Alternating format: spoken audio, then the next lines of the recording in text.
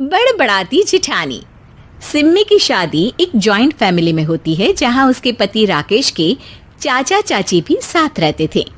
उनकी बहू मेघा सिम्मी की जिठानी लगती थी। अरे मेघा, राकेश आ गया है, उसका खाना लगा दे बेटा। हाँ माँ, बस वो चेंज कर ले, मैं खाना लगा दूंगी।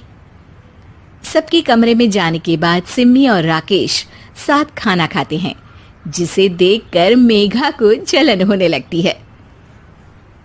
अरे सिम्मी, हमारे घर में पति के साथ खाना खाने का रिवाज नहीं है, तुम्हें राकेश ने बताया नहीं क्या?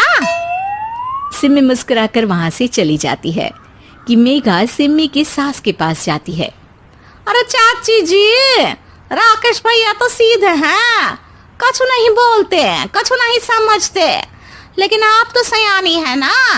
अब देखिए, साथ बैठकर खाती है भैया के, कुछ झूठा मीठा उसका भैया के पेट में चला जाए तो सिम्मी को तो पाप लगेगा ना, पाप। सिम्मी मेघा की बात सुन लेती है लेकिन कुछ नहीं बोलती। अगले दिन, सिम्मी, मैं मुंबई जा रहा हूँ, तुमको चलना है तो साथ चलो।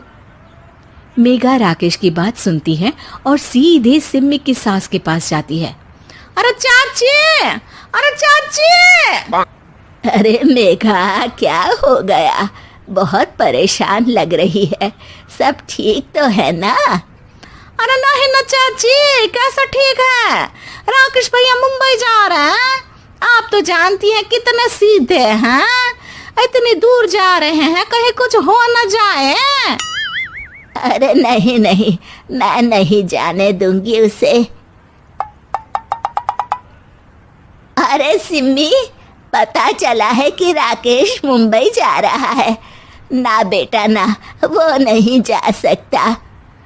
अरे माँ, उन्हें ऑफिस के काम से जाना था, लेकिन आपको तो पता है ना, उन्हीं दिनों मेरे मायके में शादी है, तो वो अपनी जगह किसी और को भेज रहे हैं। अच्छा अच्छा, तो फिर ठीक है। सिम्मी समझ जाती है कि मेघा ने सास के कान भरे हैं। वो सास से कहती है, माँ जी, लेकिन हम दोनों कुछ दिनों के लिए मसूरी जा रहे हैं। आप तो जानती हैं कि शादी के बाद हम कहीं नहीं गए। अच्छा अच्छा, ठीक है, जाओ घुमाओ। सास वहां से चली जाती है। सिम्मी अपने कमरे में कपड़े पैक कर रही होती है कि तभी मेघा आ जाती है। अरे गर्मी में सर्दी के कपड़े काहे पैक कर रही हो? सिम्मी को मेघा पर नाराजगी तो होती है, लेकिन फिर भी वो कुछ नहीं बोलती। दरअसल मैं और राकेश हनीमून के लिए मसूरी जा रहे हैं ना। का हनीमून?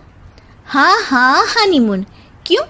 हनीमून के लिए तो पति पत्नी ही जाते हैं ना, तो मैं और राकेश जा रहे हैं। मेघा भागकर सिम्मी की सास के पास जाती है। अरे चाची, सच में तुम लोगों जितना सीधा परिवार तो मैंने देखा ही नहीं है। अरे अकेले भेजोगे दोनों को? मैं और सुरेश तो कभी अकेले नहीं गए। हाँ भाई, हम तो परिवार में ही अच्छे, बड़ों के बीच, ऊपर से खर्चे है भगवान। अरे चाची, पहाड़ी इलाका है, कुछ हो गया तो? सास सीधी सिम्मी को बुलाती है, लेकिन सिम्मी तो वहीं सास के कमरे के बाहर ही खड़ी थी।